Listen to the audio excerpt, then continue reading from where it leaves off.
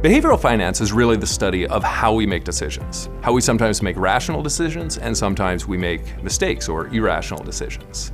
And over the years, we've uncovered a number of different biases or pre-programming in our brains that can lead us down the wrong path when it comes to investing. And these include loss aversion, overconfidence, confirmation bias. One of the good things about the different biases is even understanding what they are and the symptoms that they create actually helps empower the investor to somewhat mitigate some of those impacts. But there are also a number of other tools that you can use to help mitigate them. Having a more systematic approach removes a lot of the emotion from the investment process, and when it's a less emotional process, then your biases have less chance of steering you down the wrong path.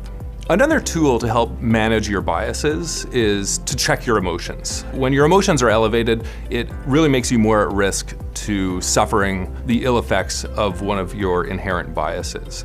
And what we found in the investment world is by managing your emotions and taking a break can very often lead you to making a more rational decision. Another way to offset some of the negative impacts of the different biases is to work with an investment professional. Actually, relying on expert advice can help mitigate some of the impacts. If you're suffering from a bias, your advisor might not be, and they can help steer you down the correct path. So in addition to trying to educate investors and trying to encourage people to become better investors by managing their biases, we also believe that behavioral biases can create investment opportunities in the marketplace. When a number of investors are making similar mistakes and suffering from certain biases, it can cause asset prices to be mispriced. And in that, can create an opportunity to profit.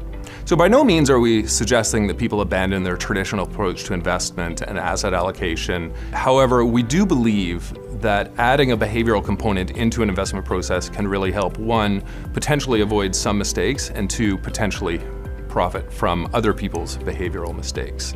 Now, we might not be objective. As the manager of Canada's only behavioral finance fund, we certainly believe that this is the future of investment management, but we do suggest that people incorporate a behavioral component into how they allocate capital and how they make decisions.